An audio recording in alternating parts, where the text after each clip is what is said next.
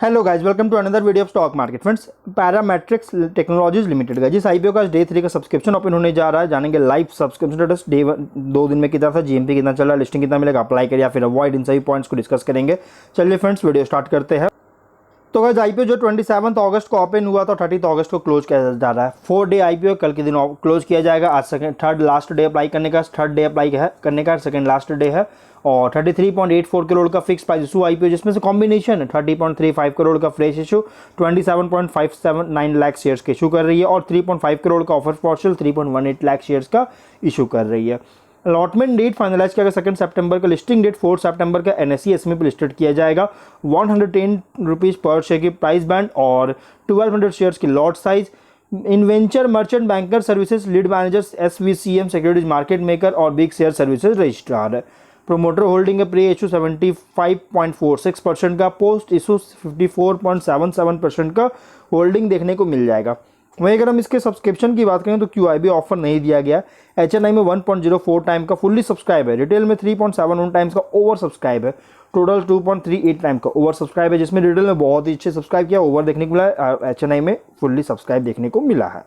अगर हम इसके सब्सक्रिप्शन इस जीएमपी की बात करेंगे तो कंपनी का जो जीएमपी है कोई अपडेट नहीं किया गया। इसका 2 दिन आईपीओ क्लोज हो चुका है, फिर भी इसका जीएमपी अपडेट नहीं किया, इसलिए लिस्टिंग बता पाना पॉसिबल नहीं है। अब बात करते हैं, देखिए लिस्टिंग के लिए अप्लाई करने की सोच रहे हैं तो मैं कहूँगा आप इसको इग्नोर कीजिए, लेकिन अगर आप मीडियम टू लॉन्ग टर्म के लिए अप्लाई करना चाहते हैं तो उसके लिए हम लोग इसके बिजनेस को जानेंगे। तो इसका जो बिजनेस है 2004 में फाउंड किया गया था, जो कि सॉफ्टवेयर एप्लीकेशन और टेक्नोलॉजी सॉल्यूशंस का ऑफर करती है लार्ज मीडियम साइज कंपनीज को। और कंपनी 2 तरह की सर्विसेज जो है सो ऑफर कर रहा है, सॉफ्टवेयर एप्लीकेशन टेक्नोलॉजी सॉल्यूशन जो कि एक्सीलरेटर्स है, ब्रॉडली कैटेगराइज किया गया, और जिसमें डिजिटल ट्रांसफॉर्मेशन सर्विसेज में application development and maintenance, solution architecture and design, enterprise data management and data analytics, insight accelerator है एनालिटिक्स एमआईएस एंड रिपोर्टिंग के लिए, और परफॉर्म जो कि एक्सेलरेटर है एम्प्लॉय परफॉर्मेंस मैनेजमेंट के लिए, ईपीपीएम एंटरप्राइज फ्रेमवर्क जो सो करती है, जिसमें एलोकेशन और शेड्यूलिंग ऑफ वर्क को मैनेज करता है। पेस मिडिलवेयर फ्रेमवर्क जो कि सेंट्रलाइज्ड कंट्रोल के लिए, आईडीसीएस एक्सेलरेटर है मैनेजिंग जो कि एम्प्लॉय शेयर ट्रेडिंग कॉम्प्लायंस को मैनेज करने के लिए एक्सेलरेटर देती है। ड्रोना जो कि virtual classroom platform, event jet जो कि event log monitoring and management solution, bulwark जो कि क्लाउड सिक्योरिटी पोस्चर असेसमेंट, और प्लेमिटी जो कि एसएएस बेस्ड गेमिफिकेशन प्लेटफॉर्म है। और सेकंड है मैनेज सर्विसेज, जिसमें कंपनी जो है application manage services, cyber security services और cloud and data support services provide करती है।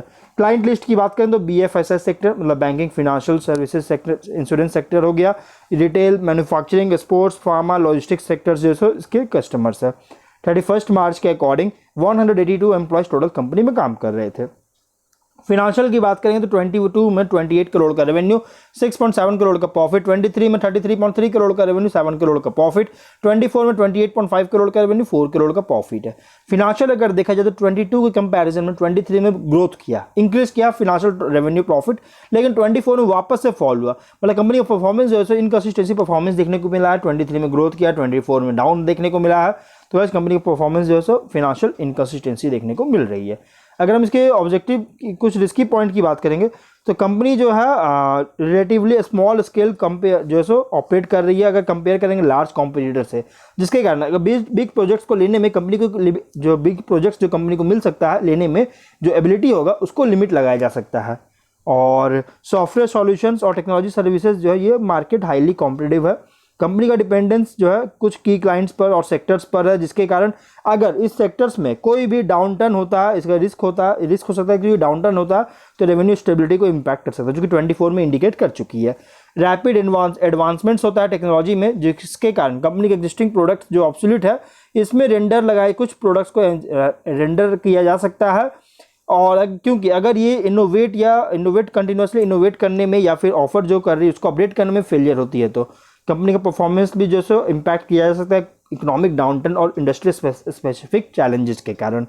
वहीं अगर हम बात करेंगे इस कंपनी के ऑब्जेक्टिव का तो बिल्डिंग ऑफ इंफ्रास्ट्रक्चर कैपेक्स के लिए कैपेक्स करना चाहती है, जो सर्विस ऑफर कर रहा है उसको एनहांस करने के लिए एक्सेलरेटर्स का सीट में इन्वेस्टमेंट करना चाहती है। मिडिल ईस्ट और ईस्ट एशिया में ज्योग्राफिकल एक्सपेंस करना चाहती है, जनरल कॉर्पोरेट पर्पस के लिए आईपीओ लाया गया। तो देखिए कंपनी का जो फिनेंशियल है ना 24 में मार्जिन डिक्लाइन करता हुआ देखने को मिला। 24 के अर्निंग के अकॉर्डिंग बहुत ज़्यादा प्राइस बैंड रखा गया।